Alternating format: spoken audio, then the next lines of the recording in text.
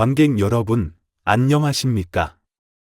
한쪽에는 반짝이는 공식 데이터가 있습니다. 2025년 중국의 무역 흑자가 1조 달러를 넘어 이른바 수출 신화를 만들어냈습니다. 반면 실제 수출 현장에서 일하는 영업 직원들은 야근에 시달리고 불명과 불안, 끊임없는 탈모를 겪으며 경력상 가장 힘든 한 해를 보내고 있습니다. 중국 정부의 번영 수치와 최하위층의 숨막히는 현실이 왜 마치 평행 세계처럼 다른 걸까요? 이 1조 달러 흑자는 과연 진정한 승리일까요? 아니면 정교하게 포장된 환상일까요? 오늘 우리는 최근 뜨거운 관심을 받고 있는 주제, 중국 경제의 수출 신화에 대해 이야기하려 합니다. 공식 발표된 데이터만 보면 그림은 매우 아름답습니다. 2025년 중국의 무역 흑자가 처음으로 1조 달러를 넘어섰고 공식 수치는 1조 1890억 달러이며 연간 총 수출액은 3조 7700억 달러에 달했습니다. 이러한 성과표를 마주하면 쉽게 환상을 갖게 됩니다. 전 세계 무역 전쟁이 끊임없이 격화되는 상황 속에서 중국 경제는 아무런 타격도 받지 않고 오히려 역사적 기적을 만들어낸 듯 보입니다. 하지만 과연 상황이 그렇게 낙관적일까요?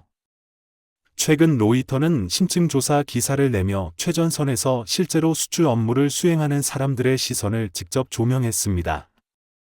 기사에 따르면 많은 최전선 수출 영업 직원들은 동시에 여러 충격을 겪고 있다고 합니다. 주문 급감, 지속적인 이익 압박, 업무 강도와 정신적 압박 급증에 업계 전체가 직면한 압박은 전례 없는 수준이라고 표현할 수 있습니다. 이는 자연스럽게 중요한 문제로 이어집니다. 최전선 수출 환경이 이렇게 어렵다면 왜 공식 통계에서 무역 흑자는 여전히 눈부시게 보이며 심지어 연속적으로 역사적 기록을 경신할 수 있는 걸까요? 그 이유는 사실 별로 신비롭지 않습니다. 겉보기에는 화려한 숫자 뒤에 쉽게 간과되거나 심지어 의도적으로 흐려진 많은 요소들이 숨겨져 있기 때문입니다. 로이터 기사부터 시작해 보겠습니다. 이 기사는 2026년 1월 20일에 게재되었으며 로이터는 최전선에서 오래 근무한 수출 영업 직원 14명을 인터뷰했습니다. 이들의 실제 경험 덕분에 우리는 처음으로 더 명확하게 볼 수 있습니다. 화려한 수출 수치 뒤에는 사실 꽤나 참혹한 피와 눈물의 역사가 숨겨져 있다는 것을요. 로이터가 처음 인터뷰한 영업 담당자는 에이미 첸으로 반려동물 용품 회사에서 거의 20년 동안 근무했습니다. 그녀는 이렇게 말했습니다. 올해가 제 인생에서 가장 힘든 해입니다. 수출 규모를 유지하기 위해 회사는 남미와 아프리카 시장으로 무모하게 확장해야 했지만 이 지역의 고객들은 결제 주기가 길고 파산 위험이 높으며 몇 달 동안 협상하다가 결국 갑자기 연락을 끊고 도망가 버리기도 합니다. 그 결과 그녀의 커미션과 실질 수입은 급감했고 근무 시간은 끝없이 늘어났으며 정신적 압박은 점점 심해졌습니다. 그녀는 오랫동안 불안과 불면, 탈모 상태가 일상처럼 지속되었다고 묘사했습니다. 또 다른 인터뷰 대상은 절강에서 자동차 부품을 판매하는 마니커 첸입니다. 그녀가 겪는 어려움도 현실적이고 잔혹합니다. 고객을 확보하기 위해 그녀는 거의 매달 2-3회 출장을 가야 했고 전화와 이메일, 신규 고객 개발 등 무엇이든 해야 했지만 시장 경쟁이 너무 치열하여 결국 모두가 한 가지 길만 남게 되었습니다. 가격 인하. 가격을 낮춘다는 것은 무엇을 의미할까요? 원래 10%의 이익을 낼 수 있던 주문이 최종적으로 2%만 남거나 손실을 감수하면서라도 매출을 지켜야 한다는 뜻입니다. 마니커는 지금 매일 같은 심리 계산을 반복한다고 말합니다. 이 주문을 받지 않으면 회사 매출이 달성되지 않고 나 자신은 일자리를 잃을 수도 있습니다.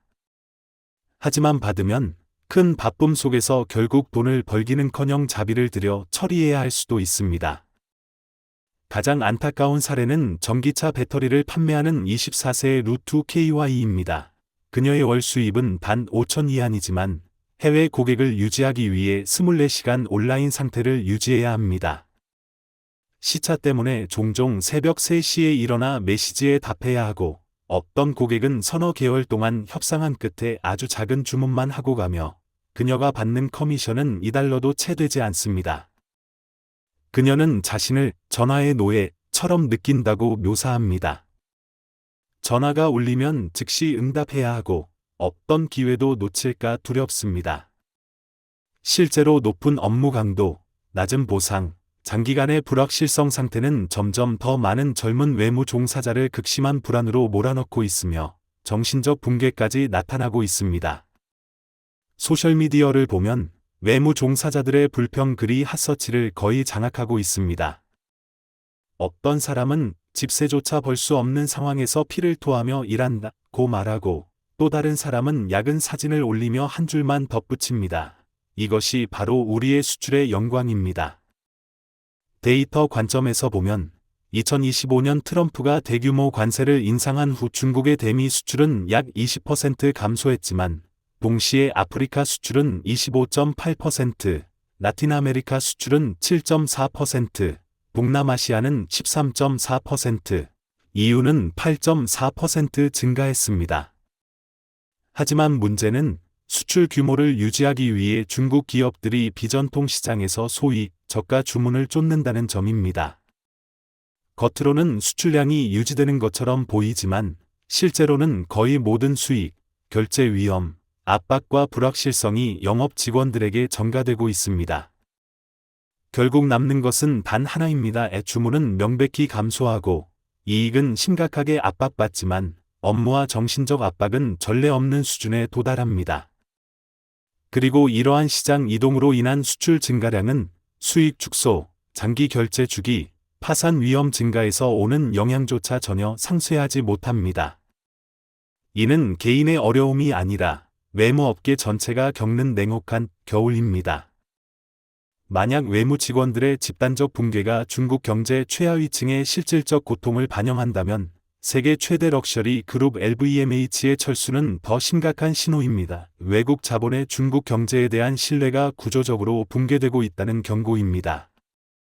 2026년 1월 19일 LVMH는 홍콩과 마카오에서 DFS 면세점 사업을 중국 국영 기업인 중국여행집단 CITS에 단 3억 9,500만 달러에 매각한다고 발표했습니다. 공식적으로는 전략적 협력으로 포장되었지만 업계 내부에서는 거의 의심할 여지가 없습니다. 이는 명백한 손실 처리 매각이자 전혀 숨김없는 움직임입니다. 알아야 할 점은 DFS가 1996년 LVMH에 인수될 당시 아시아 면세 시장, 특히 중국 관광객을 겨냥한 대형 베팅으로 여겨졌고 당시 기업 가치는 250억 달러를 초과했습니다. 결과적으로 30년이 흐른 지금 홍콩, 마카오 사업부 전체와 브랜드, 고객, 단연간 쌓인 무형자산을 포함해 매각가는 단 3억 9,500만 달러에 불과합니다. 거의 자본 전부 손실 수준의 매각입니다. 그렇다면 문제는 왜 LVMH가 떠나는가? 이유는 단순합니다. 중국 소비 시장의 쇼핑 천국이 완전히 붕괴했기 때문입니다. 수년간 홍콩, 마카오의 면세 럭셔리 업계는 본질적으로 대륙 관광객의 과도한 소비에 의존해 버텨왔습니다. 그러나 2025년 상황은 근본적으로 달라졌습니다. 부동산 붕괴, 중산층 급속 축소, 청년 실업률 급등, 해외 여행 회복 속도가 기대에 미치지 못하면서 럭셔리 수요가 전형적인 단절 형태로 감소했습니다. 이러한 배경에서 DFS의 홍콩, 마카오 사업은 연속적으로 손실을 기록했고 LVMH 입장에서는 더 이상 상업적 의미가 없는 방어를 지속할 이유가 없었습니다. 손절이 유일한 선택이 된 것입니다. 게다가 럭셔리 소비는 본래 중산층의 경제 온도계입니다. 현재 문제는 부동산, 고용, 소득 등 중국 주민의 생활 여건이 거의 전반적으로 악화되고 있다는 점입니다. 이는 단기적 변동이 아니라 되돌릴 수 없는 수요 붕괴를 의미합니다. 더 위험한 것은 국영기업이 이를 인수하면서 정치화된 경제 순환이 형성되고 시장화 환경이 빠르게 축소되며 외국 자본의 미래 예측력이 사실상 완전히 파괴된다는 것입니다. 이 사례는 LVMH에 국한된 것이 아니라 외국 자본 철수의 축소판입니다. 애플은 아이폰과 아이패드 생산 라인을 인도와 베트남으로 빠르게 이전하고 있으며 삼성은 중국 내 마지막 휴대폰 공장을 폐쇄했습니다. 파이오니어 그룹은 상하이에서 완전히 철수했고 점점 더 많은 럭셔리 브랜드가 조용히 매장을 닫으며 이 3선 도시의 점포를 축소하고 있습니다. 월스트리트 저널, 파이낸셜 타임스, 이코노미스트 등 서구 주요 매체들은 최근 몇 년간 동일한 결론을 반복적으로 지적했습니다. 장기 부동산 침체, 지속적인 내수 약세, 지속 증가하는 지정학적 위험은 외국 자본이 중국 시장의 중기적 전망에 대한 신뢰를 완전히 상실하게 만들었다는 것입니다. 이번 철수는 단순한 경제 주기 문제가 아니라 글로벌 공급망이 중국 리스크에 대응해 전략적 차원에서 재편성되는 과정입니다. 결론을 한 문장으로 요약하면 LVMH가 중국을 자발적으로 포기한 것이 아니라 한때 중국의 황금기가 외국 자본을 하나씩 내보내고 있다는 것입니다. 최근 중국 공산당이 2025년 1월부터 12월까지 외무 데이터를 발표하며 무역 흑자가 1조 달러를 돌파했다고 선언했습니다. 어떤 맥락에서 보든 이는 전례 없는 경제 성과로 포장될 수 있습니다. 국내적으로는 심리 안정용, 해외에는 경제 탄력성을 과시하는 수단, 심지어 글로벌 혼란 속 역류의 증거로 묘사될 수도 있습니다. 하지만 이 화려한 수치를 현실 세계에서 실제 일어나는 사건들과 나란히 놓으면 그림은 즉시 불안정해지기 시작합니다. 공식 데이터는 2025년 무역 흑자가 역사적 기록을 세웠다고 말하지만 실제로는 외무 직원들이 집단적으로 붕괴 직전이고 외국 자본은 단계적으로 빠져나가며 하위층에서 상위층까지 외무체인 전체가 느끼는 감정은 거의 한결같이 냉혹합니다. 그렇다면 문제는 만약 수출이 정말로 질주하고 흑자가 진정으로 폭발하고 있다면 왜 최전선에서 일하는 사람들은 번영이 아니라 숨막힘을 느끼는 걸까요? 답은 사실 복잡하지 않으며 오히려 꽤나 참혹합니다. 1조 달러가 넘는 흑자는 마치 넘칠 듯한 수프 한 그릇과 같습니다. 표면은 김이 모락모락 나지만 살짝 저어보면 실제 영양분은 거의 없고 대부분 부피는 계속 물이 추가된 것입니다. 다음으로 이 지속적으로 선전되는 수출의 기적 속에 숨겨진 편법들을 살펴보겠습니다. 첫 번째 편법, 환율 조작. 우선 개념을 명확히 해야 합니다. 무역 흑자란 간단히 말하면 수출액에서 수입액을 뺀 값입니다. 문제는 이 계산을 어떤 통화로 하느냐에 따라 결과가 크게 달라진다는 것입니다. 중국 공산당이 무역 흑자를 역사적 수준으로 끌어올릴 수 있었던 것은 인민폐 환율과 직접적이고 구조적인 연관이 있습니다. 인민폐 환율을 상품 가격표라고 이해하면 됩니다.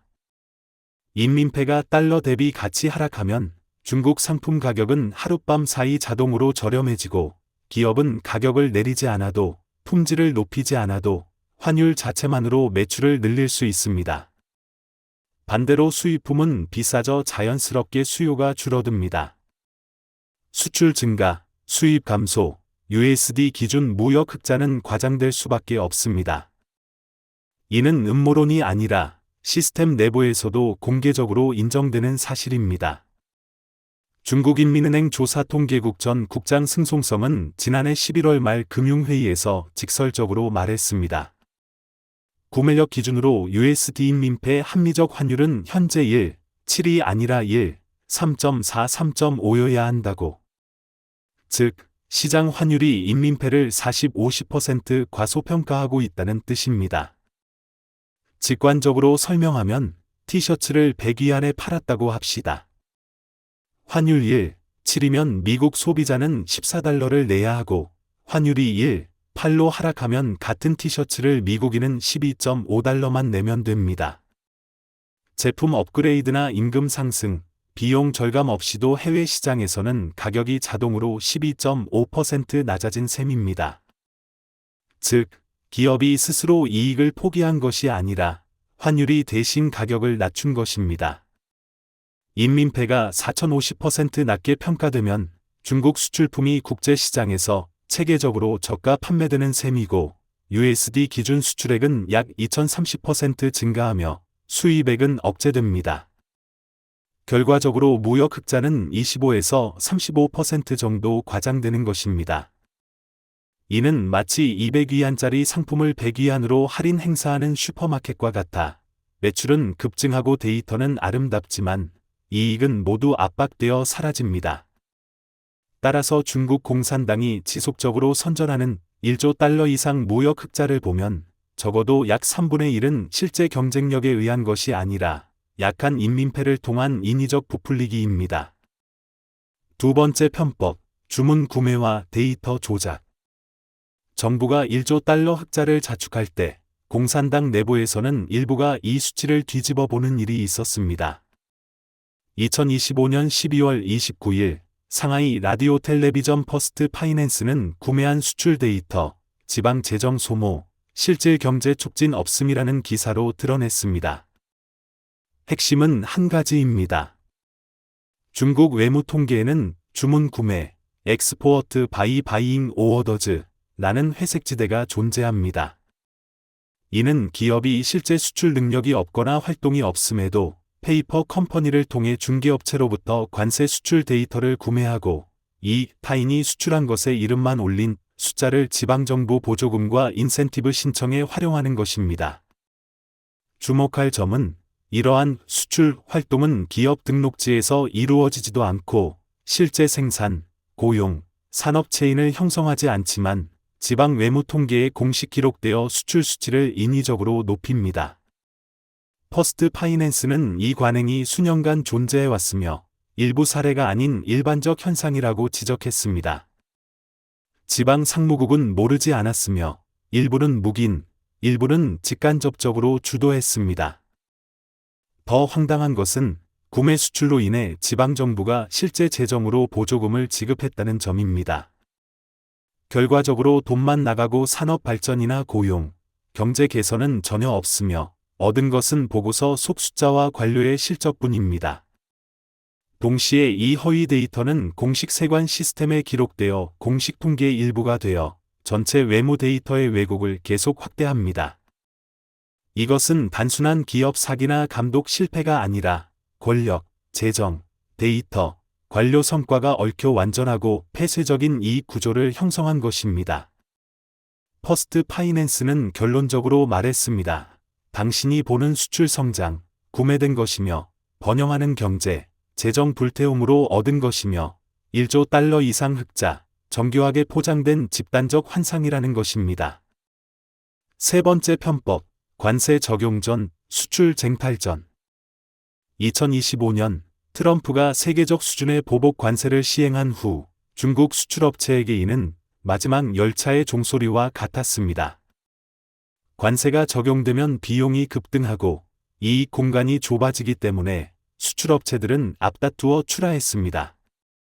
직관적 예를 들면 마치 쇼핑몰이 닫히기 직전 몇 분 동안 고객이 광란에 구매를 하는 것과 같아 단기 매출은 급증하고 성과는 화려해 보이지만 실제 수요에서 비롯된 것이 아니라 공황 출하일 뿐입니다. 데이터 역시 이를 반영합니다. 2025년 상반기 중국 수출은 7.2% 증가했지만 수입은 2.7% 감소했습니다. 수출 증가 속도가 수입보다 훨씬 빨라 무역 흑자가 급증했지만 이는 단기적 폭등일 뿐 지속 가능하지 않습니다. 네 번째 편법, 환적 무역과 원산지 세탁. 환적 무역은 중국이 관세를 회피하기 위한 회색지대로 2025년 수출 구조 변화에도 직접적 영향을 미쳤습니다. 2025년 4월 이후 대미 수출은 급감한 반면 비미국 지역 수출은 전체적으로 증가했습니다. 구체적 데이터는 4에서 8월 대미 수출이 전년 동기 대비 25.4% 감소한 반면 EU, ASEAN, 일본, 라틴 아메리카, 아프리카 수출은 각각 9.5%, 18.3%, 6.0%, 4.0%, 32.2% 증가했음을 보여줍니다. 표면적으로 중국의 ASEAN 및 아프리카 수출 성장률은 매우 좋아 보이지만 핵심은 환적과 원산지 세탁입니다. 중국산 상품을 먼저 ASEAN이나 아프리카로 운송한 뒤 현지에서 원산지를 약간 조작하여 미국으로 재수출, 관세를 회피하는 방식입니다. 이 환적과 원산지 세탁 과정 덕분에 중국 수출 수치는 매우 밝게 보이지만 실제 수익은 낮고 위험은 높으며 전 세계 다른 시장에도 피해를 줍니다.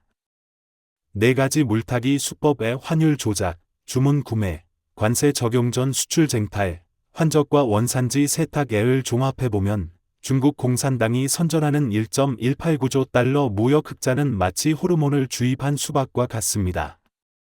겉으로는 크고 윤이 나지만 속은 비어 있고 물만 채워져 있습니다.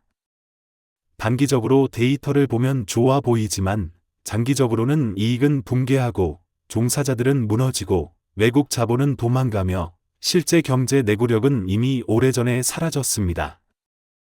더 큰 위기, 국내 불균형과 글로벌 반응. 중국 공산당은 수출 자극을 통해 일시적으로 수백만 명의 블루칼라 노동자 고용을 유지할 수 있었지만 인민폐 저평가를 유지하며 수출을 끌어올리는 방식은 중국 경제 자체의 구조적 불균형을 초래했습니다. 2025년 중국 총 소매 증가율은 2.8%로 둔화했지만 가계 저축률은 35%로 세계 최고 수준이었습니다. 기업은 외화를 축적하는 것을 선호하고 국내 소비나 산업 업그레이드에 투자하기보다는 외환 보유에 집중했습니다. 다중 요인의 영향으로 국내 소비가 약하고 수요가 부족하며 중앙은행이 유동성을 공급하고 재정 자극을 해도 소비 의지와 기업 및 가계의 투자 신뢰를 활성화하지 못했습니다. 이는 생산 능력 과잉과 디플레이션 악순환을 초래했습니다. 상품이 판매되지 않음 가격이나 이익 감소해고 소비 악화 수출 의존 증가. 수출은 한때 중국 경제의 마지막 지푸라기였지만 이제 이 지푸라기는 전 세계의 역반응으로 인해 부러지고 있습니다. 외신들은 중국이 점점 더 큰 세계 제조업 시장 점유율을 집어삼키고 있다고 지적합니다. 다시 말해, 베이징은 다른 나라의 시장을 희생하며 성장하는 전형적인 남을 가난하게 하여 부를 얻는 모델을 채택하고 있는 것입니다. 리언이 제이오베이오는 올해 중국의 EU 무역 흑자가 사상 최대치인 3천억 달러에 근접할 것이라고 보도했습니다. 중화 유럽 무역 불균형은 유럽 지도자들에게 산업 생존 문제로 간주되고 있으며 적어도 지난 10년간 최대 규모의 대중 정책 재검토로 이어질 수 있고 무역 마찰이 언제든 폭발할 수 있습니다. 예를 들어 지난해 프랑스의 대중국 상품 무역 적자는 470억 유로에 달했습니다. 프랑스 대통령 마크롱은 북경에서 유럽으로 돌아와 레이 에코즈와의 인터뷰에서 경고했습니다. 그들이 행동하지 않으면 유럽은 미국처럼 중국산 제품에 관세를 부과하거나 분리 정책까지 고려해야 할 것입니다. 국제통화기금, IMF, 총재 게오르기에바, 조어지 이버도 솔직히 말했습니다. 중국 경제 규모는 이미 19조 달러에 달하며 성장을 수출에 지나치게 의존하는 방식은 더 이상 지속 가능하지 않고 오히려 전 세계 무역 긴장을 악화시킬 수 있다고 경고했습니다. 2026년, 이 상황은 얼마나 어려워질까요? 상상해 보십시오의 수출, 마지막 지푸라기가 전 세계 반작용에 의해 부러지고 국내 소비는 약하며 생산 능력 과잉과 구조적 불균형이 얽혀 있는 상황에서 중국 경제가 직면할 현실은 우리가 생각하는 것보다 훨씬 가혹할 수 있습니다. 청취해 주신 시청자 여러분께 감사드립니다.